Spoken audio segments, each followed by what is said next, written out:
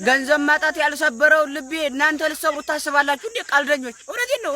የኔ ልብ የሚሰበር ቢሆን በድህነት ምክንያት ነበር የሚሰበረው፣ ግን አይሰበርም። እኔ ድህነት ካልሰበረኝ ሰው ሊሰብረኝ አይችልም።